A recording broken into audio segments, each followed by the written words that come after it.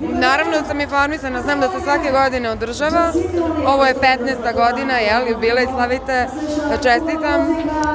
Drago mi je da sam ja baš večeras na ovoj 15-godišnjici. Publiku iz Prilepa zaista pamtim po najboljim žurkama, jer ovde sam vrlo često i generalno Makedonci su za mene najbolja publika. Rekovte deka počesto ste vo Makedonija. Kažavte deka Makedonci te navistina ja sakaat vašata muzika.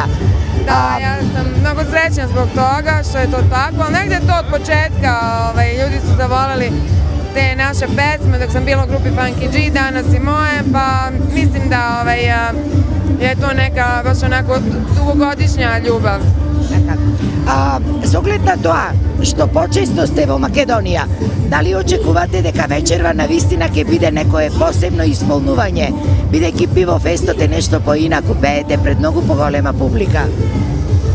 Pa šta znam, ja uvek, bez obzira da li pevam pred 5 ljudi ili pred 50.000 ljudi, podjednako dajem svoje ljubav, srce, energiju, jer ja volim svoj posao, volim svoju publiku, hvala im na tome što su godinama uz mene i bez obzira da li je to 5 ljudi ili kažem 50.000, ja se podjednako potrudim. Za vašite fanovi, što je ona što novogo podgotvuvate?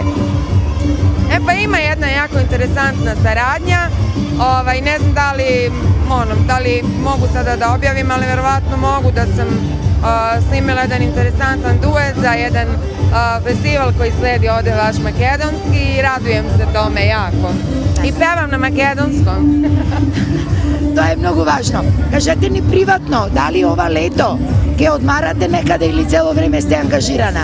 Pa nekako sam podelila, jedno vreme malo radim, onda malo odmaram, ali svakako jedno i drugo, jer imam porodicu koju volim da ispoštujem i da uživam sa njima u našem vremenu, a volim takođe i svoj posao i ne bi mogla više od 2 nedelje da odmaram. Tako da eto, napravim neki balans. Благодари ме што сте тука и очекуваме навистина вечерва да имаме убава журка. Hvala, obećavam da će biti kao i uvek dobra žurka. Елена Велеска, пред своите прилепчани, какво беше чувството да се настапува на Пивофест? Јас викам најубаво е да си дома, бидејќи само дома си е дома, каде и да одиш ке си бидеш гостин. Така да во Прилеп ми е најпријатно што може да биде, бидејќи тука е мојот корен, тука сум порасната и навистина ми е драго што се дружев со моите сограѓани и сите оние кои што вечерва успеа да дојдат и да присуствуваат на Пивофест. Многу ми е драго што овој фестивал прерасна во традиционален, навистина е многу посетуван од сите страни и јас викам, иако се обидеам и многу други да направат Пивофест, но прилепчани останаа најдобрите, најмасовните и за пример на сите. Честитки уште еднаш до градоначалникот и многу ми е драго што по 3-та година сум на Пивофест.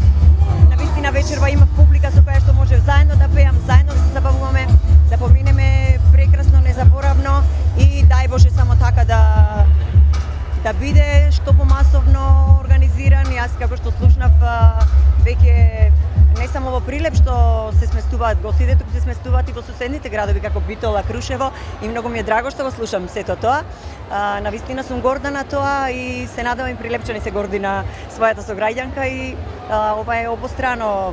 Јас ми викам дека со слога се бидува, инаку сами за никаде сме. Така, само уште едно прашање кратко. Имаше забелешки дека пеете на плейбек. Дали е точно и...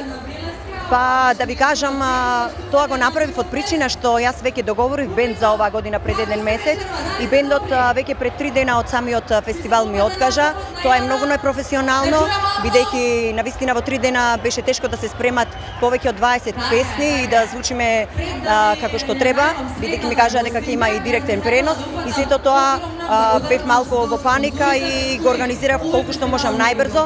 Навистина во Македонија е тешко да се најдат вистински професионалци и тоа беше од тие причини. Инаку јас бев спремна со самиот репертоар, но во 3 дена не сакав да изгубиме авторитет пред публиката и со неизбежбан репертоар да настапиме и да се посрамотиме тука. Од тие причини беше, инаку не е проблем да се пее во живо. Pa jeste, ovo je drugi put da sam na Pivofestu, ovdje imam dosta prijatelja, jako mi je drago što sam u Prilepu i nije ovo samo povod Pivo Fest da dođemo u Prilet. Bio sam ja i nekoliko puta ranije, prema tome veoma drag grad, simpatični, dobri ljudi. Drago mi je što pjevam večeras ovdje. Kako se spodemo torpat na Pivo Fest? Kako ne? Kako se osjećate ovde? Kažem, osjećam se dobro, to sam rekao malo čas. Drago mi je što sam tu. Pa, malo manje, ali otprilike znam kako izgleda. Nisam prvi put tu. Da li ima razlika?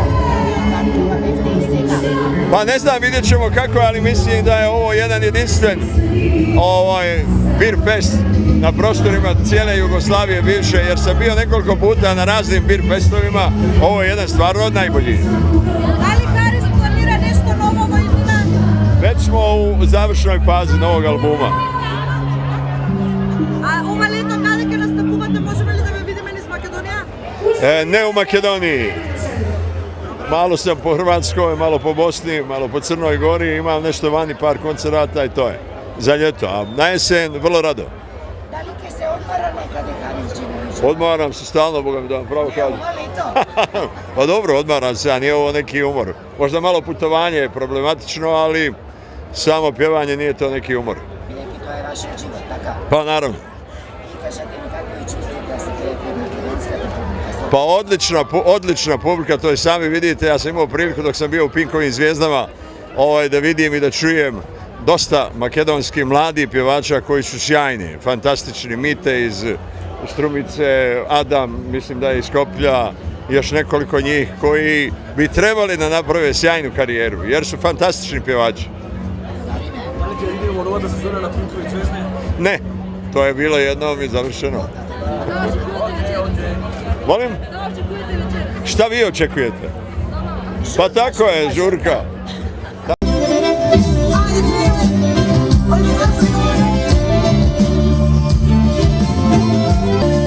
Da go čuvaš dok sam živa, to malo da ti je.